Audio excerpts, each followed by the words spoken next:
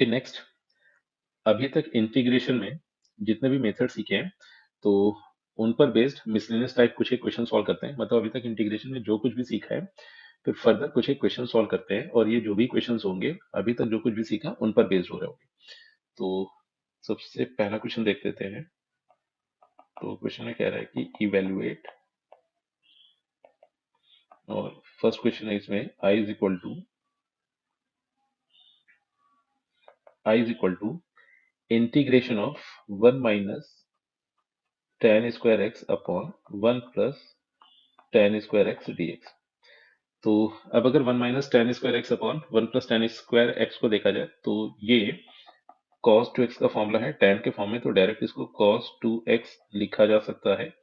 और फिर यहाँ पर हुआ ये कि एक थ्योरम का यूज कर लिया इस इंटीग्रेशन को सॉल्व करने के लिए कि अगर fx का इंटीग्रेशन gx होता है, अगर fx का इंटीग्रेशन gx होता है तो integration of f of a x plus b dx ये 1/a times g of a x plus b plus integration constant हो जाएगा।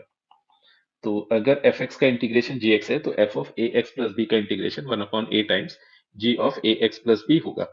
तो अब अगर यहाँ पर देखा जाए तो cos2x का इंटीग्रेशन sin 2x हो जाएगा, और फिर इस 2 की वजह से एक 1/2 बाहर आ जाएगा, क्योंकि अगर यहाँ पर देखा जाए तो 2x प्लस 0 इस लीनियर एक्सप्रेशन का काम कर रहा था, और फिर एट द एंड एक इंटीग्रेशन कांस्टेंट आ गया। तो ये इस तरह से अपने को cos2x के इंटीग्रेशन की वैल्यू देखने को मिली।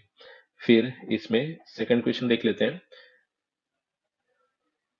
I is equal to integration of cos 2x divided by cos square x और फिर dot sin square x dx।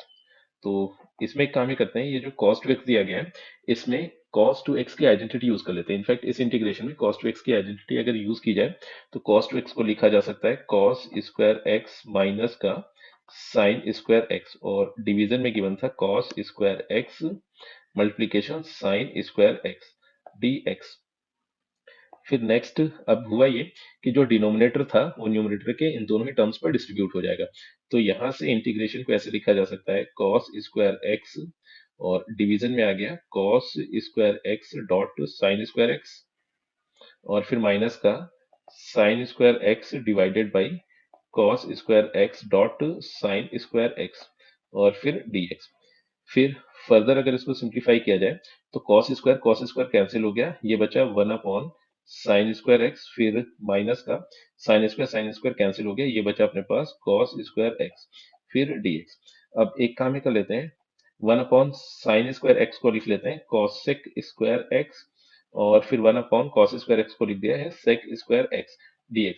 फिर हुआ ये कि अलजेब्रा ऑफ इंटीग्रेशन से इंटीग्रेशन दोनों ही फंक्शंस पर डिस्ट्रीब्यूट हुआ, तो ये बना integration of cos square x dx, और फिर minus integration of sec square x dx।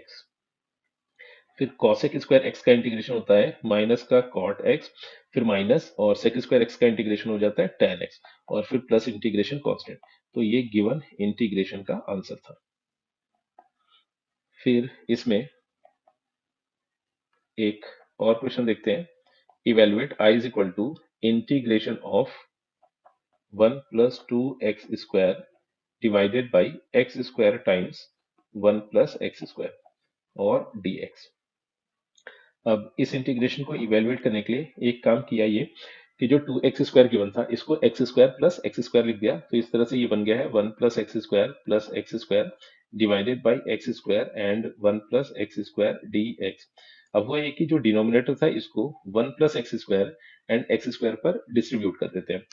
तो इस तरह से गिवन इंटीग्रेशन को लिखा जा सकता है I is equal to integration of 1 + x² divided by x square और 1 + x², फिर plus x square divided by x square times 1 + x² और dx। फिर फर्दर इसे सिंप्लीफाई किया जाए तो हुआ ये कि 1 + x² से ये 1 + x² कैंसिल हो गया, यहाँ पर बचा 1/x²। फिर इस x² से ये x² कैंसिल हो गया, यहाँ पर बचा 1/1 + x² dx। फिर अलजेब्रा ऑफ इंटीग्रेशन से हुआ ये कि इंटीग्रेशन 1/x² पर भी गया एंड इंटीग्रेशन 1/1 + x² पर भी डिस्ट्रीब्यूट हो गया। तो अब इस तरह से किया ये कि पहले वाले इंटीग्रेशन को थोड़ा एडजस्ट करके लिखते हैं। इसको लिखा है x to the power minus two d x, और सेकेंड अपने पास बन गया 1/1 + x² का इंटीग्रेशन होता था tan इनवर्स एक्स। फिर फर्दर ये जो x पावर माइनस टू दिया गया है इसको x पावर n की तरह इंटीग्रेट कर देते हैं। तो यहाँ से रिजल्टेंट अपने पास बनेगा x power minus two plus one divided by minus two plus one, और फिर plus tan inverse x as it is था, और एट द एंड एक इंटीग्रेशन कांस्टेंट आ गया। फिर इसको सिंप्लीफाई किया जाए तो x पावर माइनस वन बन गया, और डिनोमिनेटर में माइनस वन आ गया, प्लस का tan inverse x plus integration constant. फिर सिंप्लीफाई किया तो इसको लिख सकते हैं माइनस का 1/x plus tan inverse x और प्लस इंटीग्रेशन कांस्टेंट। तो इस इंटीग्रल I का रिजल्ट अपने पास ये मिला।